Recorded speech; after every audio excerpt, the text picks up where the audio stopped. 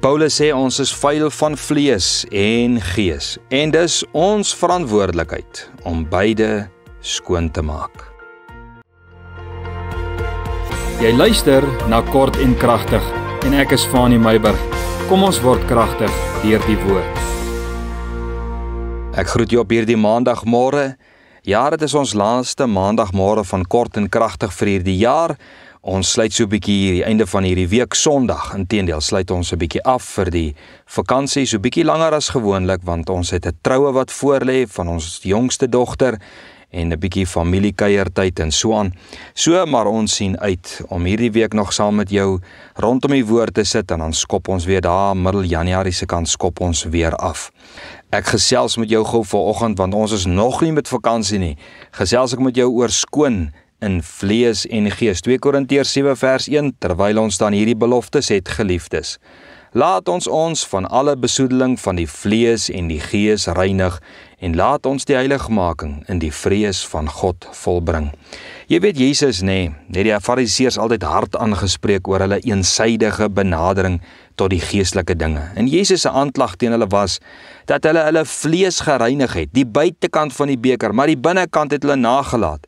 Buite was hulle opgemaak, mooi opgemaak, soos 'n mens grafte opmaak, maar binne was hulle steeds vuil van doodsheid. Nou Paulus praat hier oor presies dieselfde ding.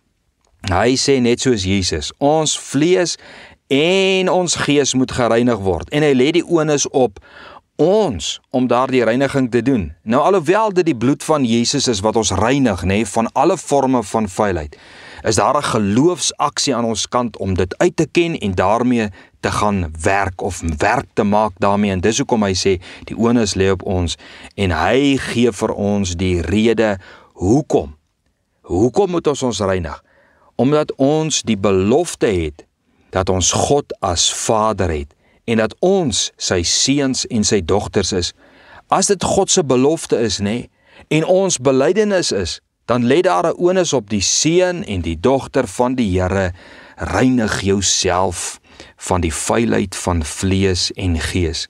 Nou eers is daar mos nou die belofte, dan is die aanklag van die vuilheid daar, en dan kom die verantwoordelikheid. Ek sien, weet jy, dit is vir my so mooi eintlik hoe Paulus hierdie goed bymekaar sit, want ek sien 'n baie mooi vloei in Paulus se brief aan die Korinte. Eers sê hy daar so in hoofstuk 5, waarna ons laasweek gekyk het, ons het 'n posisie in Christus. Dan hoofstuk 6, waarna ons Vrydag gekyk het, ons is medewerkers, wat wys op die werke, nou dat ons in Christus is, daai uitvloei, En nou hier in hoofstuk 7, nou praat hy van die reinigingsproses, en dit is wat hy nou ons taak maak. Soos iemand eendag gesê het, jy kan nie jou vlees uitdryf soos 'n demoon nie, jy moet dit afsterf, sien jy, daar kom die taak na ons toe, dis die skoonmaakproses, en hy sê ook daar in vers 3, dat hy nie dinge sê om mense te oordeel nie, dit gaan nie oor oordeel nie, want dit gaan oor ons reaksie op die belofte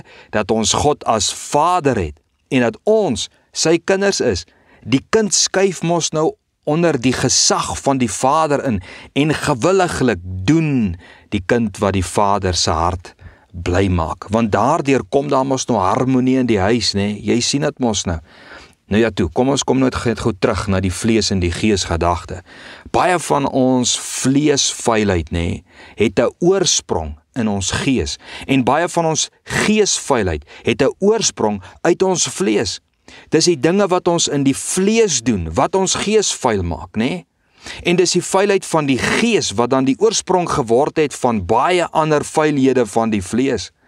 Daarom kom die baie toepaslike woorde van Paulus, hanteer beide oorspronge van vuilheid en jy sal heeltemal skoon wees. Nou sal jy verstaan hoekom jy die Here begin dien met jou vlees deur byvoorbeeld jou oë en jou ore en jou handelinge te dissiplineer.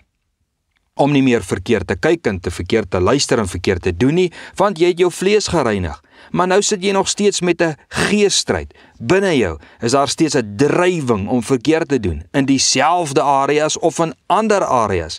Dis dan omdat jou gees steeds vuil is. As jy nie die gees gaan reinig nie, gaan jou vlees steeds of die vuilheid van jou gees steeds uitpop en dit gaan jou vlees verder dryf of weer dryf tot vuilheid. So gemaak.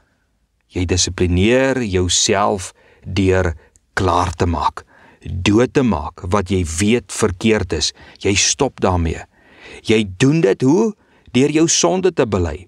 En dan om op God se woord te mediteer. Jy oordink dit. Jy maak jou hart, jou denke vol van die woord.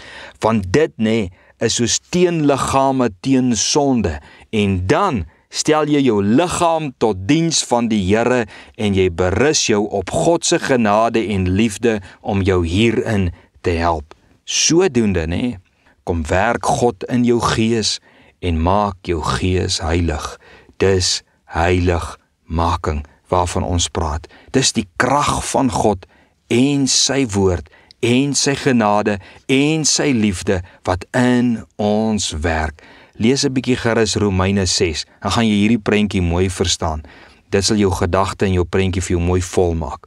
So weet jy wat, ek wil hê jy moet die kosbaarheid van die evangelie sien. Dis nie 'n oordeel evangelie nie. Die evangelie maak vuil mense skoon, slegte mense, goeie mense, dooie mense, lewendige mense, ver van God mense, na naby aan God mense. Is die evangelie nie werklik goeie nuus nie? Dankie Here. Nou blessings kind van die Here, vriend en vriendin en familie. Mag dit goed gaan met jou in hierdie dag en mag die Here jou seën in die week wat voorlê totdat ons Woensdag verder gesels.